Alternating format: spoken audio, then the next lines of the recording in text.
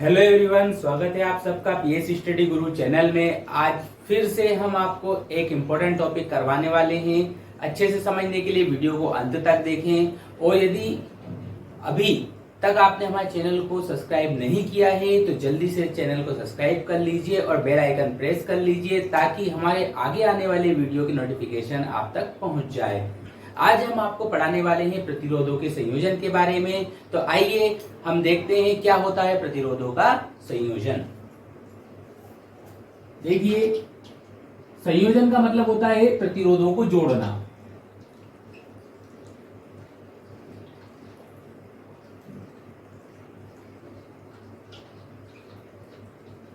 प्रतिरोधों का संयोजन, हम प्रतिरोधों को दो प्रकार से जोड़ सकते हैं।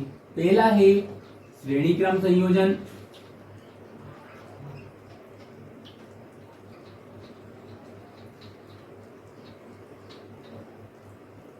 और दूसरा है समांतर क्रम संयोजन।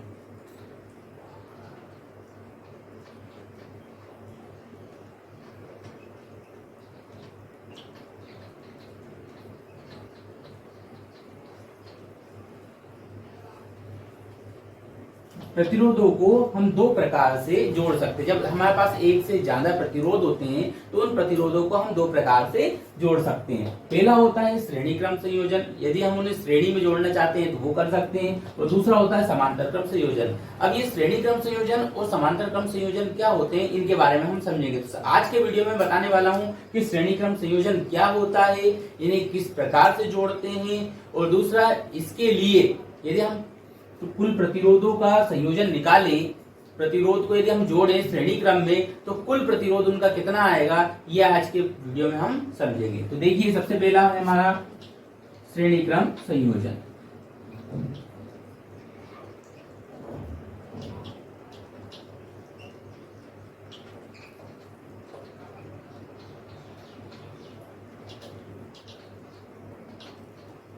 अब ये श्रेणी क्रम संयोजन की परिभाषा क्या होती है, सबसे पहले तो मैं आपकी इसकी परिभाषा लिखवाऊंगा, फिर इसका डायग्राम बनाऊंगा, फिर इसका व्यंजक आपको करवाऊंगा। तो देखिए इसकी परिभाषा क्या होती है। जब पहले प्रतिरोध के दूसरे सिरे को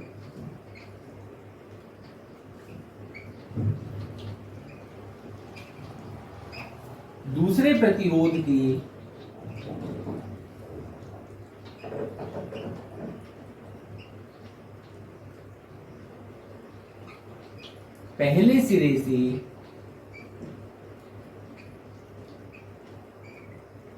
जाता है तो इस प्रकार का जोड़ना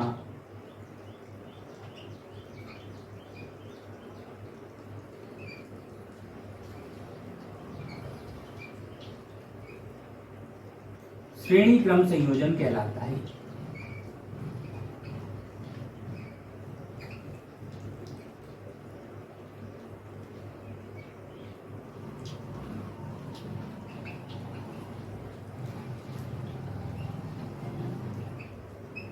ठीक है, जब पहले प्रतिरोध के दूसरे सिरे को दूसरे प्रतिरोध के पहले सिरे से जोड़ा जाता है तो इस प्रकार का जोड़ना श्रेणी क्रम संयोजन कहलाता है। अब देखिए कैसे जोड़ते हैं अपन। मान लीजिए ये हमारा एक प्रतिरोध है, ध्यान से देखिएगा, इसके दो सिरे, एक प्रतिरोध के कितने सिरे हैं, दो। ये हमारा पहला प्रतिरोध है, ठीक है, ये क्या है हमारा पहला प्रतिरोध। अब इस पहले प्रतिरोध में कितने सिरे हैं, दो सिरे हैं, ये इसका पहला सिरा, ये इसका दूसरा सिरा। ऐसे अपन एक और प्रतिरोध लेते हैं, ये हमारा दूसरा प्रतिरोध। ध्यान से देखिएगा, बहुत ही सिंपल डेफिनेशन है। ये इसका पहला सिरा है और ये इसका दूसरा। हर प्रतिरोध में दो सिरे होते हैं, पहले प्रतिरोध में भी दो सिरे, दूसरे प्रतिरोध में भी दो सिरे। तो जब पहले प्रतिरोध के दूसरे सिरे को दूसरे प्रतिरोध के पहले सिरे से जोड़ा जाता है, क्या कर दिया अपन ने, इनको जोड़ दिया। जब पहले प्रतिरोध के दूसरे सिरे को दूसरे प्रतिरोध के पहले सिरे से जोड़ा जाता है तो इस प्रकार का जोड़ना कहलाता है हमारा श्रेणी क्रम संयोजन। आइए अब इसका व्यंजक करते हैं अपन। तो इसके व्यंजक के लिए अपन 3 प्रतिरोध लेते हैं। माना अपन ने 3 प्रतिरोध ले रखे हैं।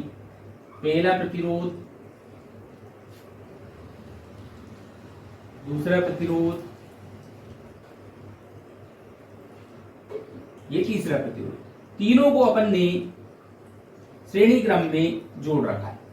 ठीक है, 3 प्रतिरोधों को पहले प्रतिरोध के दूसरे सिरे को दूसरे प्रतिरोध के पहले सिरे से जब जोड़ते हैं तो ऐसा जोड़ना क्या कहलाता है? श्रेणी क्रम संयोजन कहलाता है। इन तीनों प्रतिरोध को अपन ने श्रेणी क्रम में जोड़ रखा है।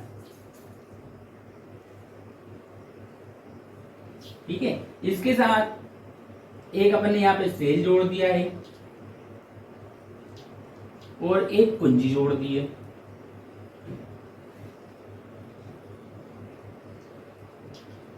ठीक है, 3 प्रतिरोध, तीनों के नाम दे दिए अपन ने, R1, R2, R3। जब इसमें यहां से धारा प्रवाहित होती है तो इन तीनों सिरों के, तीनों प्रतिरोध के सिरों पे विभवांतर उत्पन्न हो जाता है।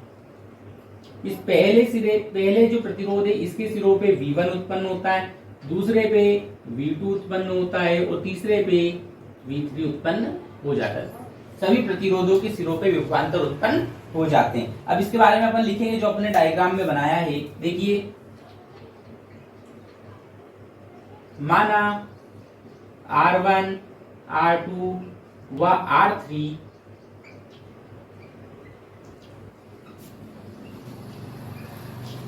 3 प्रतिरोधों को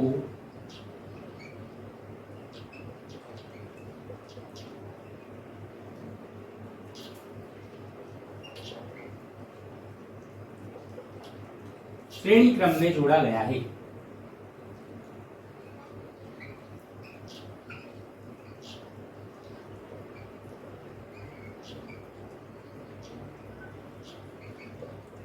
अपन ने 3 प्रतिरोध लिए, R1, R2 व R3। तीनों को कैसे जोड़ दिया? श्रेणी क्रम में जोड़ा गया है।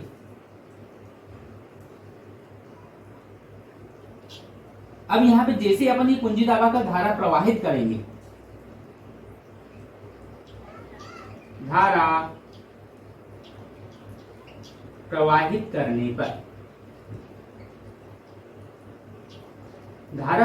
करने पर तीनों प्रतिरोधों के सिरों पर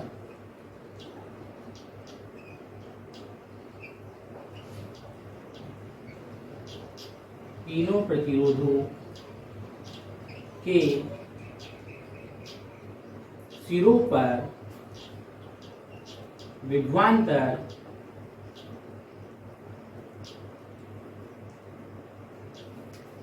V1, V2 व V3 उत्पन्न हो जाते हैं। देखिए, इसके बाद क्या करेंगे? जब ये तीनों के सिरों पे विभवांतर V1, V2, V3 उत्पन्न हो जाते हैं तो अपन यहां से निकालेंगे कुल विभवांतर।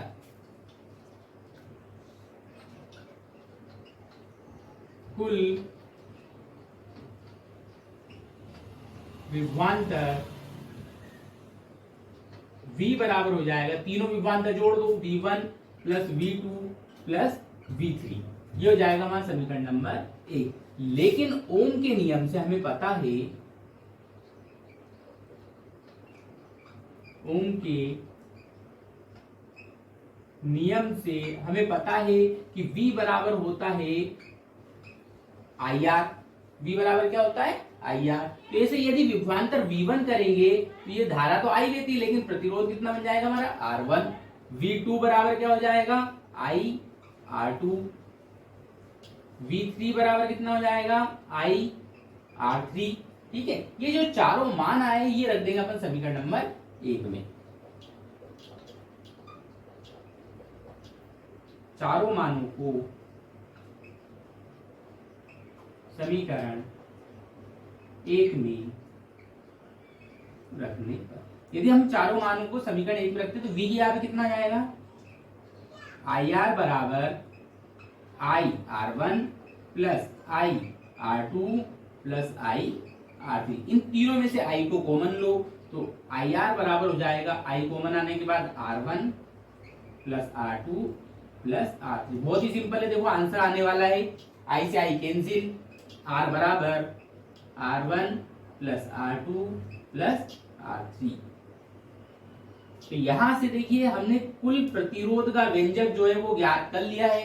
कुल प्रतिरोध कितना होता है, अलग अलग प्रतिरोधों के योग के बराबर होता है। जब प्रतिरोधों को श्रेणी क्रम में जोड़ा जाता है तो जो कुल प्रतिरोध आएगा वो इन अलग अलग प्रतिरोधों के योग के बराबर होता है। तो यहाँ नीचे एक लाइन लिख देंगे, अर्थात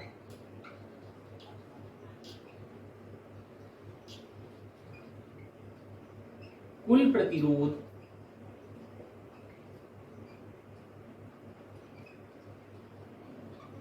अलग अलग प्रतिरोधों के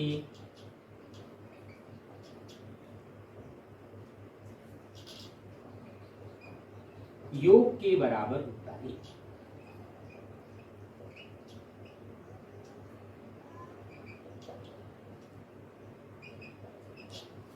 ठीक है, ये था हमारा प्रतिरोधों के संयोजन का श्रेणी क्रम संयोजन वाला भाग। समांतर क्रम संयोजन वाला भाग हम इसके अगले भाग में बनाएंगे। ठीक है, आपको यदि ये वीडियो अच्छा लगा तो आप हमें लाइक जरूर कीजिएगा, और यदि कोई आपको प्रॉब्लम आती है समझने में तो आप हमें कमेंट करके बता सकते हैं। उम्मीद करते हैं कि आपको वीडियो समझ में आया होगा। वीडियो को अंत तक देखने के लिए थैंक यू वेरी मच।